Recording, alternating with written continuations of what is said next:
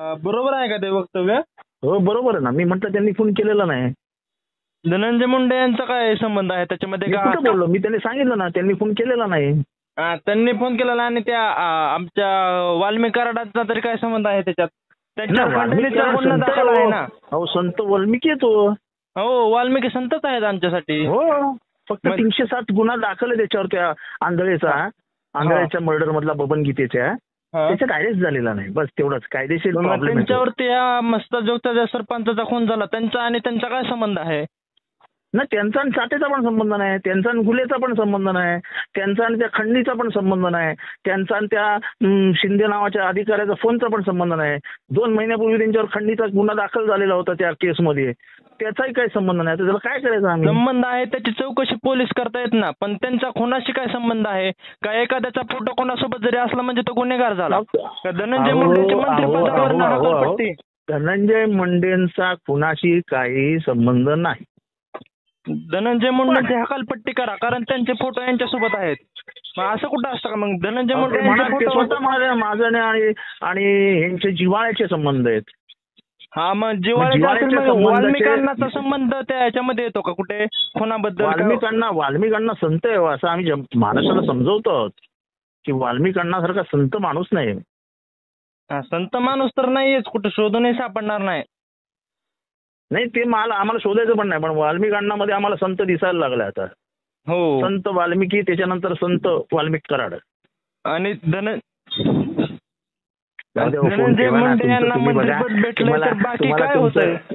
तुमचं काम तुम्ही करा, आमचं काम आम्ही करतोय. हॅलो, मग एखाद्या जर आमच्या समाजातला आपल्या मोठा नेता होत असेल तर त्याला खाली आपणच ओढायचं का? हो बरोबर आहे. ते तुम्ही तुमच्या नेत्याला पण समजवा की दुसऱ्याच्या मतदारसंघात जाऊन त्याची टिंगलटवाळी करायची नसते.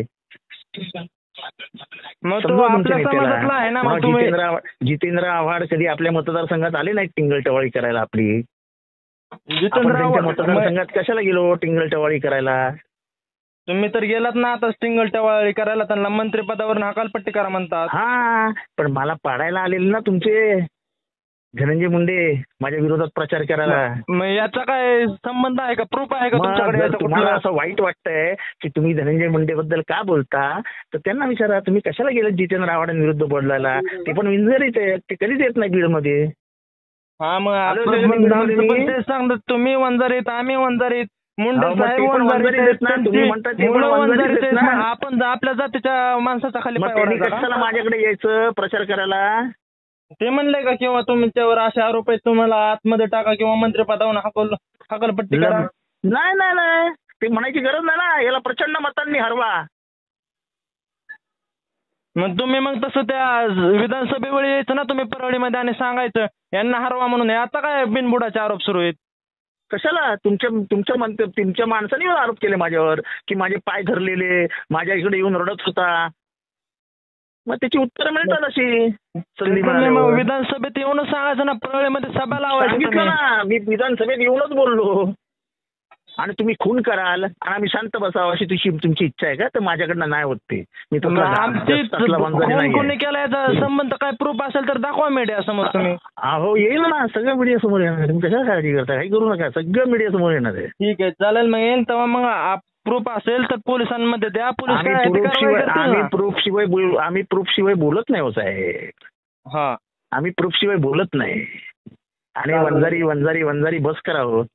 वंजाऱ्यांना काय खून करण्याचे लायसन्स नाही देत कोणी. लायसन मी माझ्या जातीसाठी मी कट्टरच राहणार, तुमच्यासारखा फितूर होणार नाही. जातीसाठी कट्टर राहा, मी माणुसकीसाठी कट्टर राहतो. ठीक आहे, तुमच्या जातीसाठी राहा. हो, जातीसाठी माती खायला पण तयार आहेत आम्ही, तुमच्यासारखं फितूर नाही. माती नाही, शेण पण खा.